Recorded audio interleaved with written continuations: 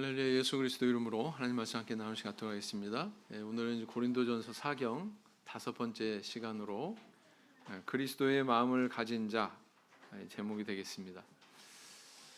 먼저 이제 본문을 읽기 전에 조금 그 서론을 말씀을 드리고자 합니다. 서신은 편지를 가리키죠. 우리 성경에 특별히 이제 신약 성경에 많은 부분이 서신으로 되어 있습니다. 다시 말하면 편지로 되어 있다는 얘기죠. 편지에는 맥락이 있습니다. 반드시 맥락이 있습니다. 또는 문맥이라고도 표현할 수가 있죠. 문맥 또는 맥락이 반드시 있는 것이 서신이다, 편지다 이렇게 볼 수가 있습니다. 만약에 문맥이 없으면 어떻게 될까요? 맥락이 없으면 어떻게 될까요? 편지를 읽어도 무슨 소리인지 도대체 모를 거예요. 그런데 편지는 상대방과 내가 공유하는 그런 세계가 있기 때문에 그걸 전제로 해서 지금 얘기를 하는 거거든요. 가령 예를 들어서 뭐 한 달 전에 우리가 뭐 만났을 때 어쩌고저쩌고 이렇게 얘기한다면 두 사람 사이에 체험한 것이 공통적으로 있기 때문에 이렇게 이야기하는 거지 않겠습니까? 똑같다. 성경도 지금 서신이라고 할 때, 이 편지라고 할 때 화자인 바울 사도와 또 수신자인 고린도 교회 성도들 사이에 공감대가 있기 때문에 지금 이야기를 하는 거거든요. 그리고 거기는 반드시 맥락이 있고 문맥이 있습니다. 같은 말입니다. 맥락이나 문맥이나. 그래서 그런 맥락을 짚어가면서 성경을 보시면 굉장히 유익이 클 거예요. 네. 자, 오늘 본문을 한번 읽어보도록 하겠습니다. 오늘은 2장 10절에서 16절까지 내용이 되는데요. 저와 같이 짧으니까 우리 같은 한 목소리로 읽어보겠습니다. 시작. 오직 하나님이 성령으로 이것을 우리에게 보이셨으니 성령은 모든 것 곧 하나님의 깊은 것이라도 통달하시느니라. 사람의 사정을 사람의 속에 있는 영 외에는 누가 알리요? 이와 같이 하나님의 사정도 하나님의 영 외에는 아무도 알지 못하느니라. 우리가 세상의 영을 받지 아니하고 오직 하나님께로 온 영을 받았으니 이는 우리로 하여금 하나님께서 우리에게 은혜로 주신 것들을 알게 하려 하심이라. 우리가 이것을 말하거니와 사람의 지혜의 가르친 말로 아니하고 오직 성령의 가르치신 것으로 하니 신령한 일은 신령한 것으로 분별하느니라. 육에 속한 사람은 하나님의 성령의 일을 받지 아니하나니 저희에게는 미련하게 보임이요 또 깨닫지도 못하나니 이런 일은 영적으로라야 분별함이니라. 신령한 자는 모든 것을 판단하나 자기는 아무에게도 판단을 받지 아니하느니라. 누가 주의 마음을 알아서 주를 가르치겠느냐? 그러나 우리가 그리스도의 마음을 가졌느니라. 자, 그러면 이제 다른 그 역본을 쉬운 성경입니다. 쉬운 성경 역본을 읽어보도록 하겠습니다. 이것을 한번 교대 이렇게 읽어볼까요? 제가 먼저 읽겠습니다. 하나님께서는 성령을 통하여 이 지혜를 우리에게 계시하셨습니다. 왜냐하면 성령님께서 모든 것을 심지어 하나님의 깊은 것까지도 속속들이 살피시기 때문입니다.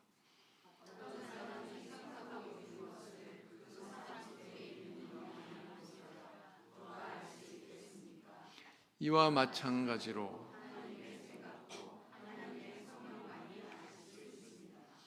하나님께서 우리에게 은혜로 주신 것들을 알기 위해 우리는 세상의 영이 아니라 하나님께로부터 오는 성령을 받았습니다.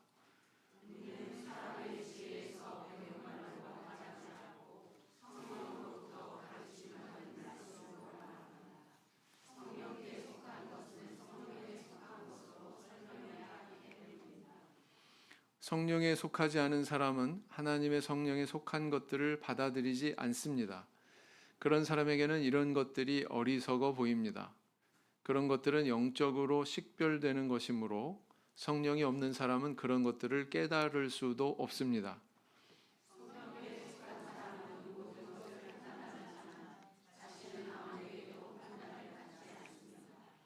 다 같이 읽겠습니다. 누가 주님의 마음을 알았으며 누가 주님을 가르치겠습니까?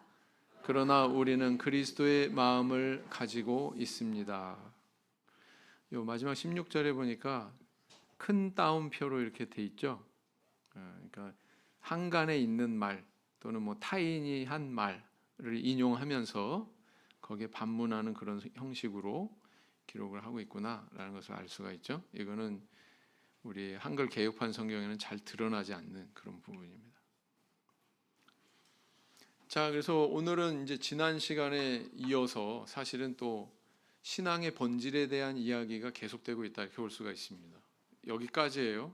지루해하지 마십시오. 오늘까지입니다. 지난 시간의 제목이 뭐였죠? 예, 세상의 지혜, 하나님의 지혜. 두 개 대비시켰잖아요. 오늘도 그 두 가지가 대비되고 있다 이렇게 볼 수가 있습니다. 근데 좀 단어들이 조금씩 바뀌어요. 세상의 영, 하나님의 영 이렇게 이야기하죠. 그렇다고 지혜라고 하는 단어가 사라진 건 아닙니다. 지혜라고 하는 단어가 오늘 본문에도 나타나요? 안 나타나요?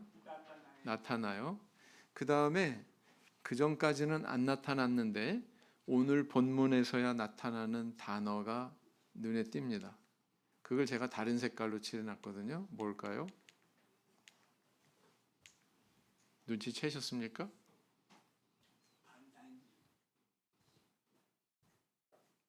다시 넘겨드릴게요. 파란색과 빨간색은 서로 대조되고 있죠? 세상의 영, 하나님의 영.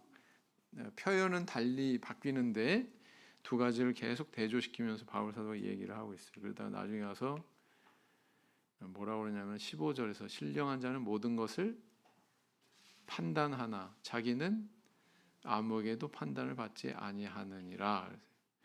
왜 갑자기 판단이라고 하는 단어가 나왔나 궁금하시죠? 제가 서두에서 말씀드렸습니다. 맥락 또는 문맥이 있다. 그 맥락이나 문맥의 입각에서 성경을 보면 유익이 크다 그랬는데요. 이 판단이라고 하는 단어가 여기만 나오는 게 아니고 이후 내용에 나와요. 오늘 읽으신 내용은 신앙의 본질에 대한 내용, 교리에 대한 내용을 다루고 있고, 그 다음에 이제 1장 초입에서 뭐 나는 바울에게, 나는 아볼로에게, 나는 게바에게, 나는 그리스도에게 이렇게 나뉘었다고 그랬었는데 교회 상황이잖아요. 교회 상황에 대한 얘기가 3장부터 나옵니다. 교회 상황에 대한 얘기가 다시 3장부터 나와요. 그래서 바울 사도는 지금 그것을 전개하기 위해서 준비하고 있는 거다 이렇게 볼 수가 있습니다. 고린도 교회 성도들한테 뭔가 이야기하고 싶은 것을 제대로 이야기하기 위해서 지금 말하자면 사전 작업을 하고 있는 거다 이렇게 볼 수가 있습니다. 여기서 대조를 시키고 있다고 그랬어요. 세상의 지혜, 하나님의 지혜. 지난 시간에 이렇게 대조시켰는데 오늘도 역시 이어져서 오늘은 세상의 영, 하나님의 영 이렇게 대조를 시키고 있습니다. 그런데 그 영으로부터 우리가 지혜를 얻죠. 지혜를 얻은 다음에 거기에서 뭐가 이루어져요? 지혜가 있으면 무엇이 이루어져요? 판단의 능력이 주어져요. 맞습니까? 이 단어들이 다 뚝뚝 떨어져 있는 게 아니고 사실은 뭐예요? 다 연관이 있죠. 성령, 하나님의 영, 그 다음 지혜, 하나님의 지혜, 그 다음 판단. 세상도 역시 똑같죠. 세상의 영, 그 영으로부터 받은 세상의 지혜, 그 다음에 그 세상 지혜에 입각한 판단, 이렇게 다 연결됩니까? 안 됩니까?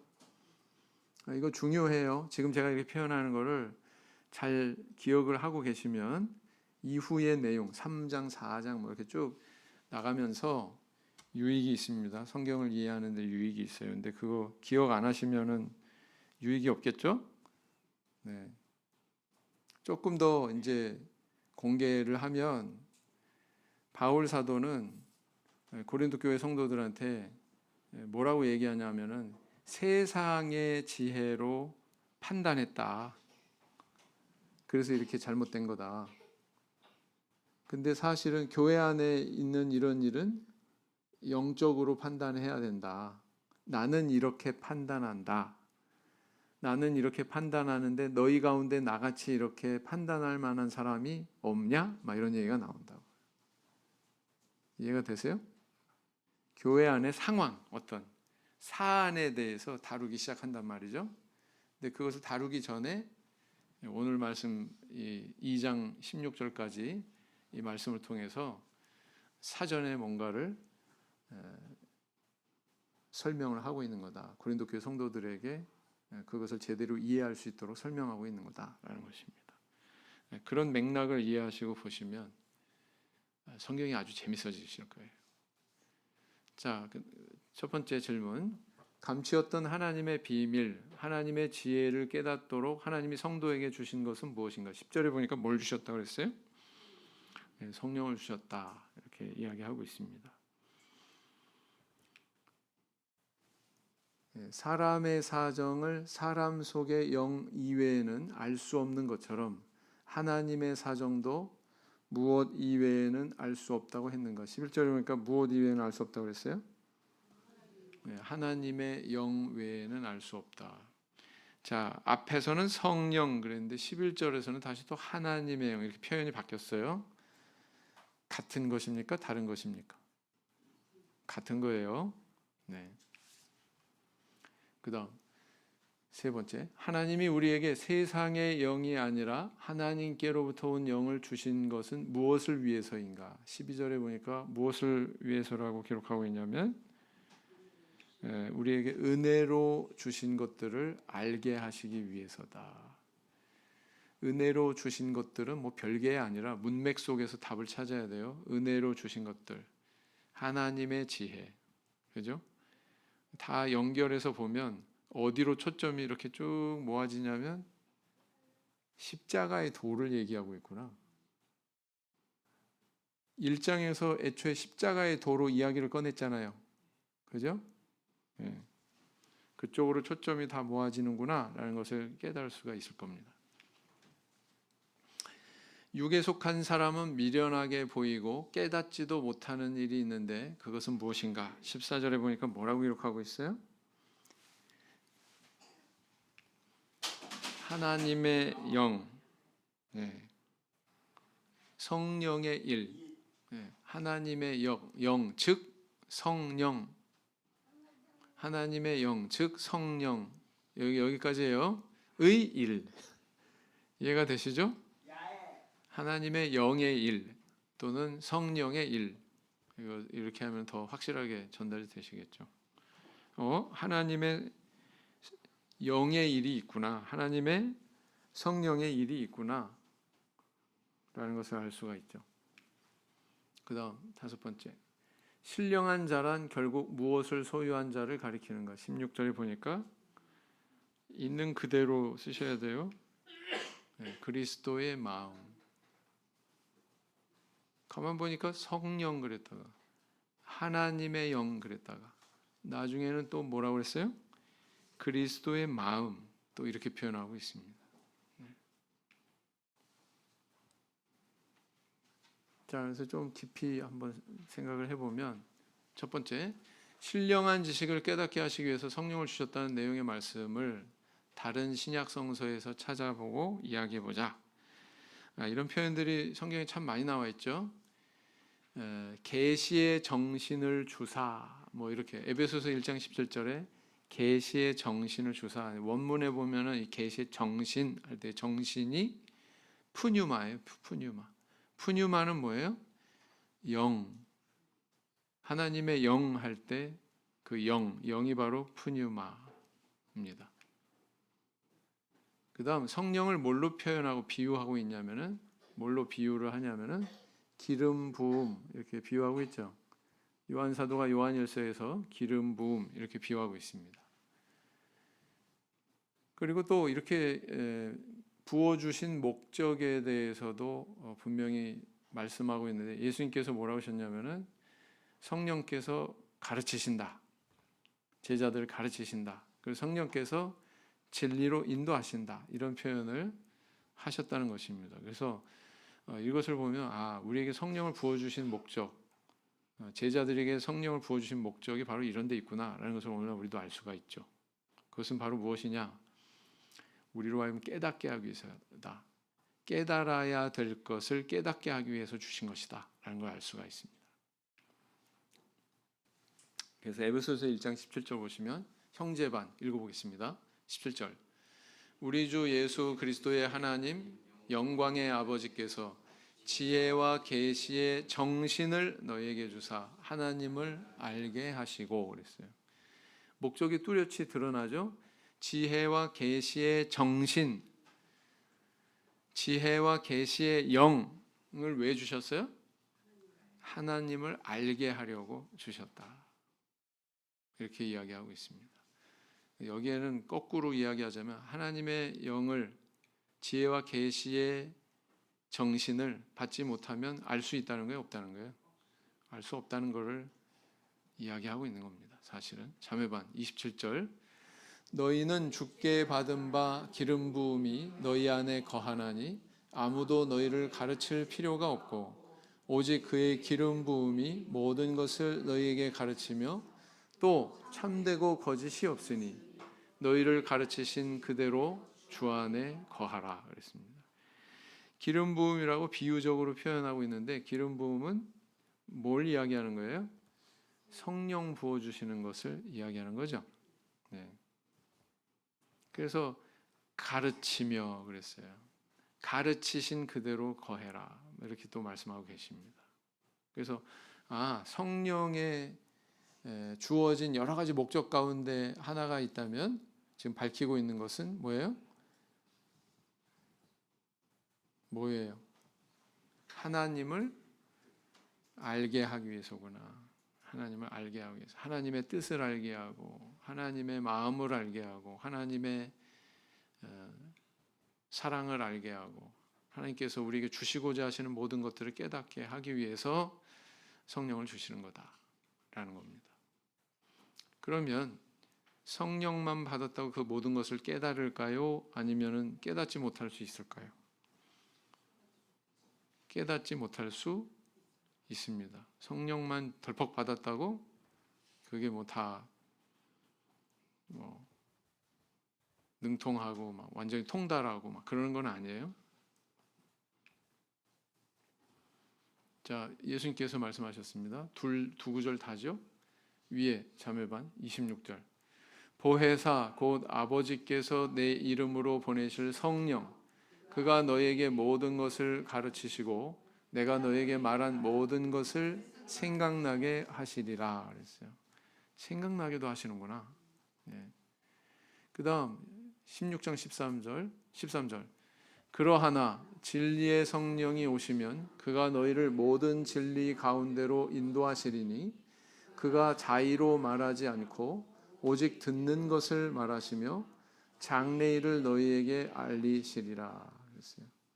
제가 체험이 좀 있는데요, 이것은 저만의 체험이 아니고 다른 교단에 있다가 우리 교회로 개종해서 오는 분들은 그래 맞아 무릎을 치고서 맞장구 칠 만한 그런 그 공통점이 있습니다. 뭐냐면은 성령 받기 전에는 그렇게 모르겠더니 성령 받고 나니까 아주 그냥 확실하게 깨달아지는 그런 체험이 있습니다. 그런 체험이 있어요. 그래서 이렇게 얘기를 해보면 서천에 또 전도되셨던 일반교회 부인회장이시고 그러셨다가 우리 교회로 그렇게 개종해서 오신, 아마 제 영명을 루디아 집사님으로 알고 있는데 루디아. 네, 그 루디아 집사님의 간증을 제가 들었었는데 저랑 똑같은 그런 체험을 하셨더라고요. 성령을 받고 보니까 성경을 읽을 때 이게 전에는 도대체 모르겠더니 이렇게 마치 스펀지가 물 빨아들이듯이 그렇게 쭉 꿰어지는 그런 체험을 했다. 이렇게 이야기하거든요. 노인병제 가정에도 한번 물어보세요. 그다음 두 번째, 본문에 앞서서 등장한 내용 가운데서 하나님의 사정은 세상 지혜로 알지 못한다는 내용을 찾아보고 그 의미에 대해서 이야기해보자. 맥락을 한번 짚어보라는 얘기요. 앞에 문맥을 한번 음미를 해봐라 라는 것입니다. 앞에 어떤 내용이 있었어요? 1장에 바로 앞에 하나님께서 세상의 총명한 자들의 총명을 패한다.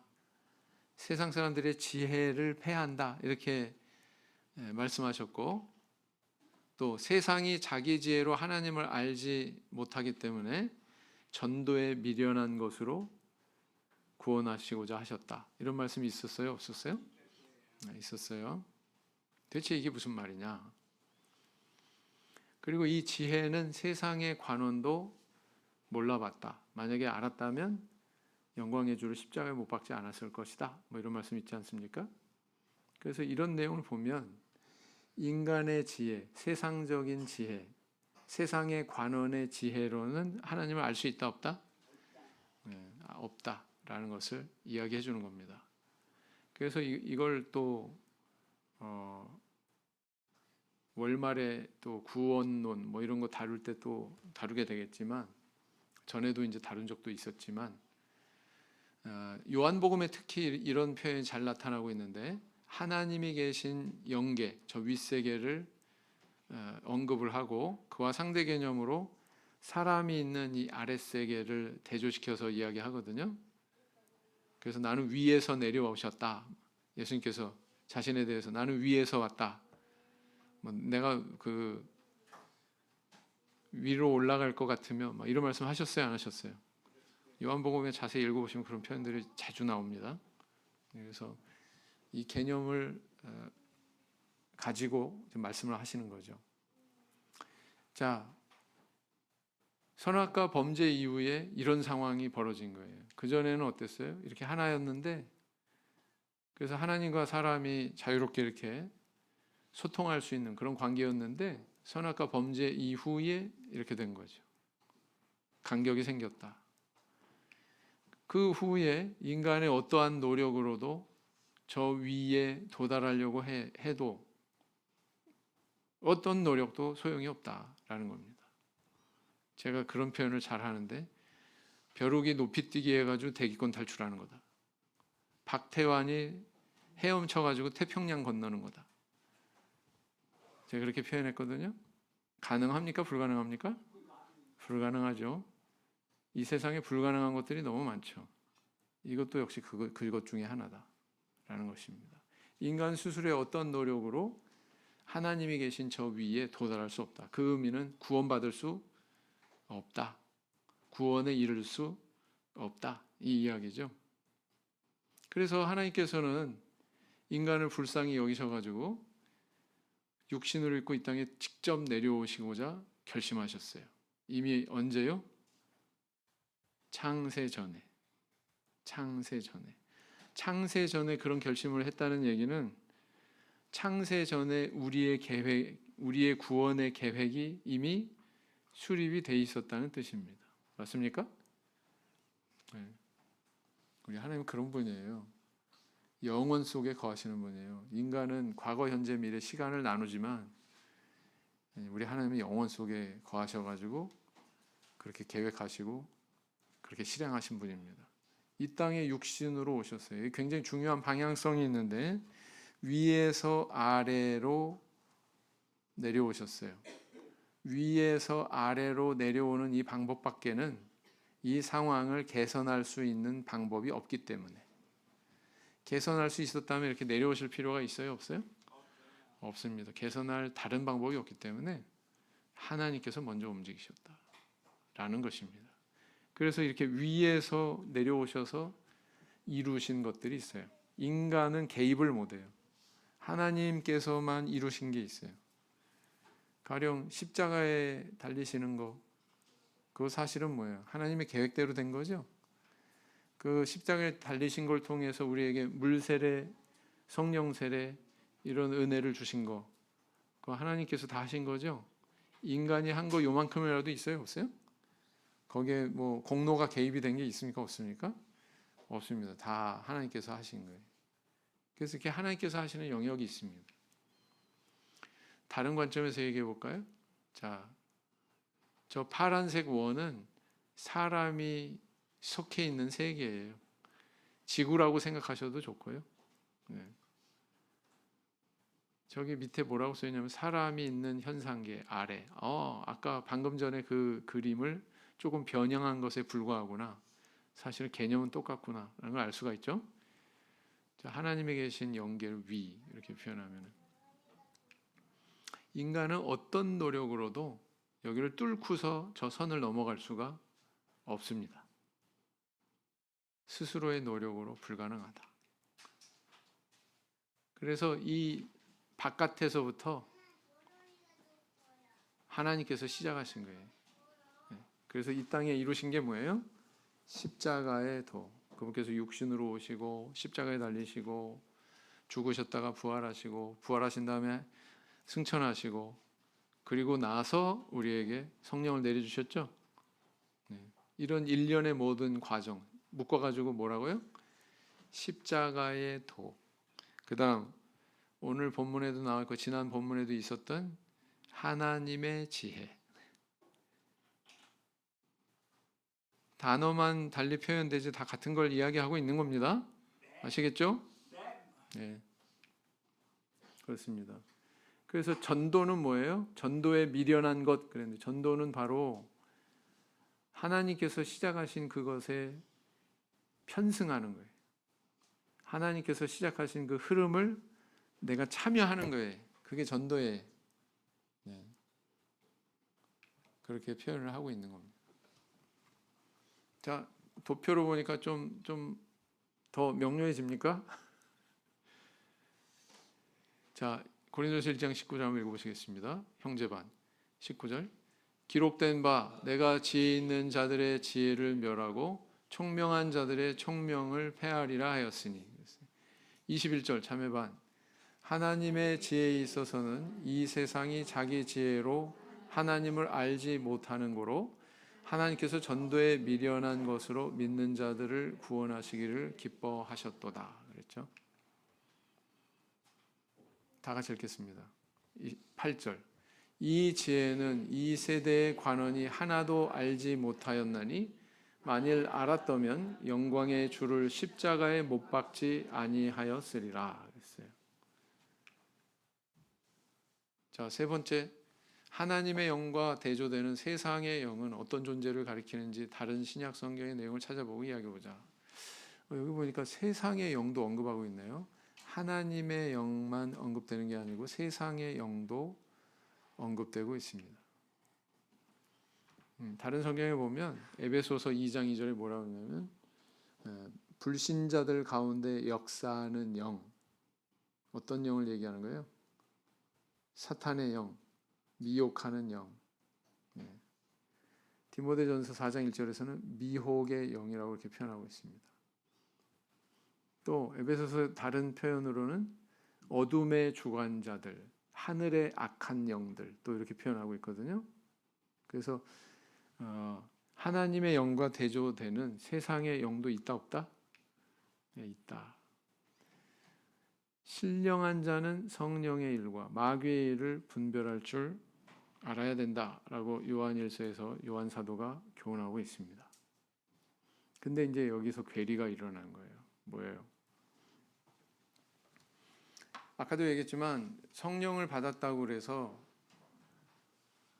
완성된 게 아니다 이렇게 말씀을 드렸죠. 네.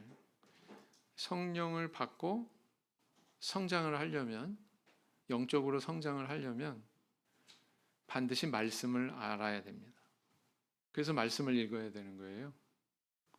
태어났습니다. 근데 젖을 빨지 않으면 성장할 수 있습니까? 없습니까? 성장할 수가 없죠. 그랑 똑같습니다. 영적인 우리 속사람도 마찬가지다. 태어났으면 합당하게 거기에 맞는 또 영양 섭취를 해야 되는데 영적인 양식을 먹어야 되는데 그게 필수다. 그게 결여되면 계속 그 자리다. 어린아이다. 그거를 영적으로 얘기하자면 불구죠. 장애죠. 복음서에 보면 많은 장애 이야기가 나오는데 사실은 영적인 차원에서 하는 얘기. 3장을 한번 펴보세요. 오늘 읽지는 않았습니다만 성경의 3장을 보시면 어떻게 연결을 해야 되는지 힌트를 드릴게요. 3장 1절에 보면 형제들아 내가 신령한 자들을 대한과 같이. 신령한 자들은 어떤 사람이에요? 성령 받은 사람, 하나님의 영을 받은 사람을 얘기하는 거예요. 그 사람을 대한과 같이 너희에게 말할 수 없어서 이유가 뭐지? 육신에 속한 자, 곧 그리스도 안에서 어린아이들을 대함과 같이 하노라 그랬죠? 왜요? 어린아이니까. 내가 너희를 저주로 먹이고 밥으로 아니하였노니 이는 너희가 감당치 못하였음이거니와 지금도 못하리라. 너희가 아직도 육신에 속한 자로다. 이제 추상적인 얘기하다가 현실로 내려온 거예요. 신앙의 본질적인 얘기 막 얘기하다 이제 현실 얘기를 하는 거예요. 뭐 하나님의 영, 뭐 성령, 뭐 신령한 자, 뭐 쭉 얘기하다가 너희들은 저기 보니까 육신에 속한 자가 분명해 이러면서 현실 얘기를 하고 있는 거예요. 너희 가운데 시기와 분쟁이 있으니 어찌 육신에 속한 사람을 따라 행함이 아니리요? 어떤 이는 말하되 나는 바울에게라 하고 나는 다른 이는 나는 아볼로에게라 하니 너희가 사람이 아니리요? 이렇게 얘기한단 말이에요. 그러니까 1장 초입에서 이 분열에 대해서 이야기를 꺼내고서는 추상적인 얘기로 넘어가서 한참 얘기했는데 3장에 와서 다시 이제 내려오고 있단 말이에요. 밑으로 현상 얘기로, 교회 현실 얘기로 내려오고 있단 말이에요. 그죠? 네. 그 중간에 오늘 본문이 있는 거예요. 네. 성령은 받았지만 고린도 교회에 얼마나 그 성령의 은사들이 많이 넘쳤습니까? 풍부하게. 근데 분별력이 없는 거예요. 뭐가 결여됐을까요? 방금 말씀드렸잖아요. 말씀을 몰라요. 말씀을 통해서 분별력을 기르고 판단을 해야 되는데 분별력이 없으니까 어린아이들은 그러잖아요. 뭐 온수기, 냉온수기 가가지고 막 함부로 그냥 뜨거운 물 나오는데도 그냥 확 재밌으니까 확 해가지고 뜨거운 물 막 떨어져서 손 대고 앙 울고 그러지 않습니까? 분별이 있어요, 없어요? 네. 배워야죠, 그러면. 네. 그걸 얘기하는 거죠. 그래서 서두에 말씀드린 것처럼 영이 있고 영으로부터 오는 지혜가 있고 그 지혜에 의해서 판단이 이루어지는데 그 판단의 영역에 대해서 지금 3장에 넘어가서 건드리고 있는 거다. 이렇게 볼 수가 있습니다. 이제 좀 감이 오시죠? 에베소서 2장 2절 읽어보시겠습니다. 형제반 시작. 그때 너희가 그 가운데서 행하여 이 세상 풍속을 쫓고 공중의 권세 잡은 자를 따랐으니 곧 지금 불순종의 아들들 가운데서 역사하는 영이라 그랬어요. 그러니까 세상 사람들은 사탄이 들린 개념하고는 달라요. 사탄에 대한 어떤 그 영감을 받고 사탄의 영향을 받고 그런 일이 있어요, 없어요? 세상 사람들은 있어요. 그러면 성령 받은 사람한테 그런 게 있어요, 없어요? 없어요? 전혀 없어요? 네. 그게 참 그 영의 세계의 좀 특별한 점이다 이렇게 볼 수가 있습니다. 칼로 무자르듯이 딱 단언할 수가 없어요. 성령 받은 사람이라고 할지라도 말하자면 성령의 인도를 받는 게 아니라 세상의 영에 더 귀를 기울이고 그렇게 되면 어떻게 돼요? 영향 받아요, 안 받아요? 사령을 받았다는 개념이 아니에요, 이건. 그죠? 성령 받은 것과 성령의 감동은 틀리잖아요. 사령을 받은 것과 사령의 영향력을 받는 것은 또 다른 개념이에요. 네. 그렇다. 디모데후서 4장 1절 자매반 시작. 그러나 성령이 밝히 말씀하시기를 후일에 어떤 사람들이 믿음에서 떠나 미혹해하는 영과 귀신의 가르침을 쫓으리라 하셨으니 그랬어요. 이렇게 이야기하고 있습니다. 존재에 대해서. 악한 영의 존재에 대해서 성경은 이렇게 얘기하고 있습니다. 형제반 6장 12절 시작. 우리의 씨름은 혈과 육에 대한 것이 아니요 정사와 권세와 이 어두움의 세상 주관자들과 하늘에 있는 악의 영들에게 대함이라 그랬어요. 자매반 4장 6절. 우리는 하나님께 속하였으니 하나님을 아는 자는 우리의 말을 듣고 하나님께 속하지 아니한 자는 우리의 말을 듣지 아니하나니 진리의 영과 미혹의 영을 이로써 아느니라 그랬어요. 우리 교회 어떤 분이 전도돼서 왔어요. 우리랑 같이 방언도 하고 그래요. 근데 이분이 입에서 만약에 다른 음성이 나와요. 아이 세례 필요 없어요. 안식일이요? 일요일 지켜도 돼요. 이런 얘기 나온다면 우리랑 겉으로 볼 때 똑같이 방언할지라도 같은 영이에요, 다른 영이에요? 다른 영이에요. 다른 영입니다. 목자님, 그 교회도 우리랑 똑같이 방언기도 하던데요? 그 교회도 똑같아요. 들어보니까 똑같아요. 근데 그 입에서 나오는 진리에 대한 내용이 다르다라고 할 것 같으면 그 영은 같은 영이다, 다른 영이다? 다른 영입니다. 아시겠죠? 네. 그걸 분명히 아셔야 돼요. 하나님의 영이 하시는 일 가운데 성도를 깨닫게 하는 사역의 구체적인 신약 성경의 예를 찾아서 이야기해 보자 그랬습니다. 베드로가 예수를 주는 그리스도시요 살아계신 하나님의 아들이시니다 이렇게 고백했죠. 근데 그때 성령 받았어요, 안 받았어요? 아직 안 받았어요. 성령은 오순절 이후에나 아직 예수님 십자가 지시기도 전이에요. 아직 부활하시기도 전이에요. 따라서 오순절 아직 도래하지 않았습니다. 네? 그러니까 당연히 베드로는 아직 성령 받지 않았죠. 그러나 베드로는 예수를 주시라고 고백했습니다. 이것이 바로 성령의 감동의 역사다 이렇게 보는 거죠. 성령을 받은 게 아니라 내주하는 게 아니라 성령의 감동의 역사다 이렇게 보는 거예요. 그래서 성령의 감동의 역사는 성령이 없는 저 바깥에도 있을 수 있어요, 없어요? 예수님 주 그리스도라고 고백하는 사람들 있어요, 없어요? 있어요. 많습니다. 성령의 감동은 있을 수 있어요. 그러나 그것은 성령 받는 것과는 별개다. 구분이 되시죠? 이거 구분되셔야 돼요. 성령 받는 것과 성령의 감동은 다른 거죠. 네. 그 다음 또 예수님께서 말씀하신 대로 말씀이 생각나게 하신다. 아까 읽은 내용에 있는 겁니다. 그 다음 장차 일어날 미래사에 대해서 예언하는 경우가 있습니다. 성령에 의해서.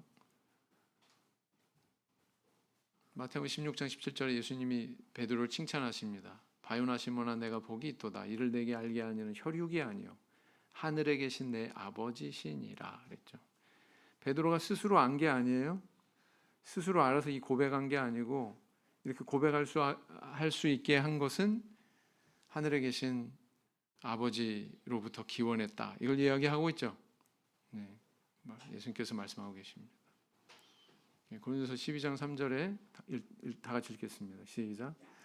그러므로 내가 너희에게 알게 하노니 하나님의 영으로 말하는 자는 누구든지 예수를 저주할 자라 하지 않고 또 성령으로 아니하고는 누구든지 예수를 주시라 할 수 없느니라. 베드로는 주시라고 그랬잖아요. 그거는 하나님의 영의 감동이지 하나님의 영의 내주, 성령을 받아서 그런 건 아니다. 이렇게 봐야 합당하다.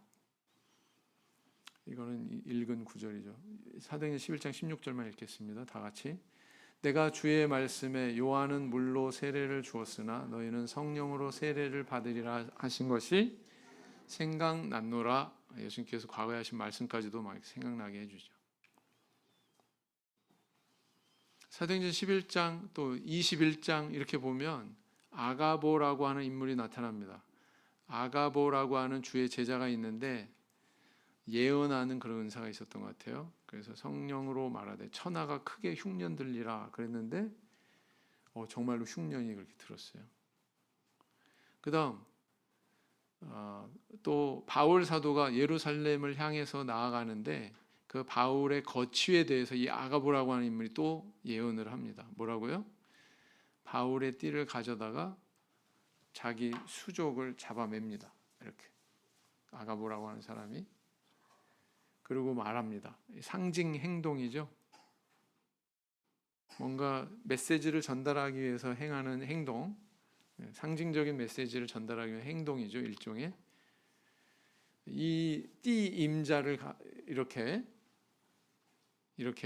할 거다. 이 띠 임자를 결박해서 이방인의 손에 넘겨주리라. 이렇게 예언이 나타났다는 거예요.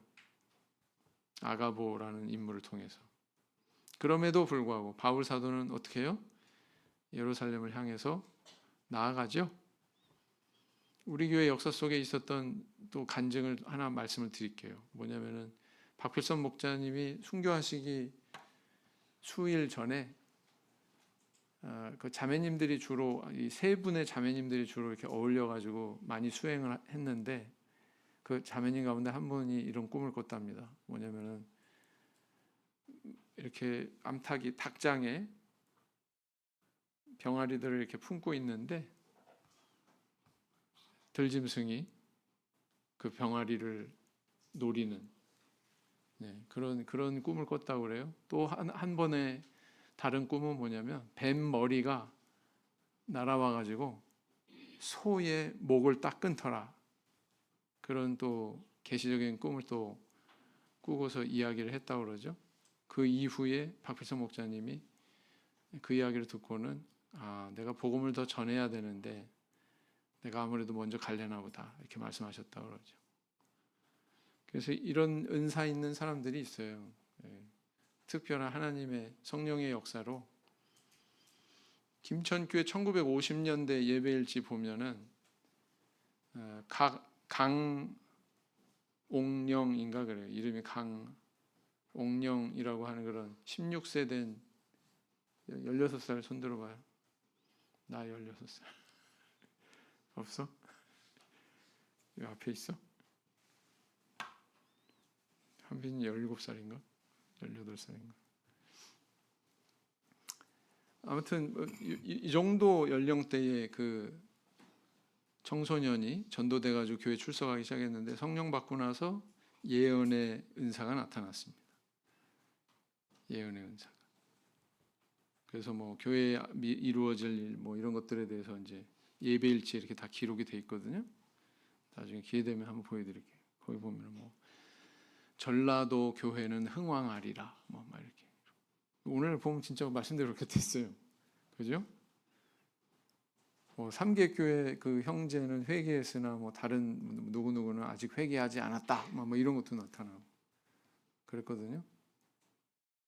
이런 거는 아주 특별한 그런 성령으로부터 오는 예언의 은사다. 이렇게 볼 수가 있습니다. 다섯 번째, 본문에서 성령을 가리키는 표현을 종합해서 정리해 보자. 뭐라고 표현했습니까? 성령, 그 다음 하나님의 영, 하나님께로 온 영, 그 다음 그리스도의 마음. 이렇게 다른 성경에 에베소서 뭐 이런 데는 거예요. 지혜와 계시의 정신, 정신으로도 또 표현하는구나. 그죠? 정신 원문에 보면은 뭐라고요? 푸뉴마 이렇게 영이라고 하는 단어를 정신으로도 번역을 했어요. 이런 사실을 우리는 알 수가 있다. 만일 너희 속에 하나님의 영이 거하시면 그랬는데 하반절에 가서 그리스도의 영이 없으면 이렇게 나왔어요. 별개의 영이에요. 같은 영의 다른 별칭이에요. 같은 영의 다른 별칭이에요.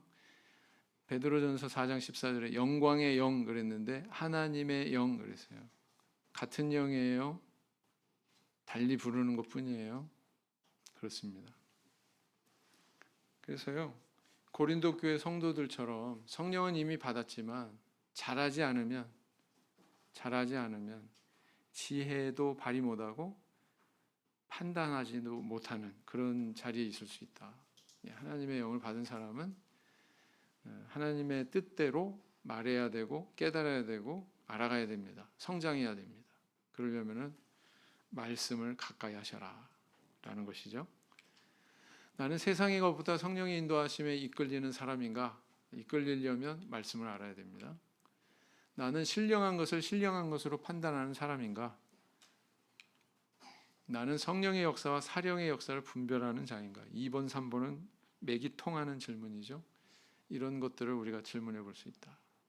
고린도 교회 성도들은 저 능력이 안 돼가지고 어린아이와 같은 그런 신앙인으로 나는 바울에게, 나는 아볼로에게 이렇게 분열하는 그런 모습을 보였다라는 것입니다. 오늘은 여기까지 살펴봤습니다. 묵상 기도하시겠습니다.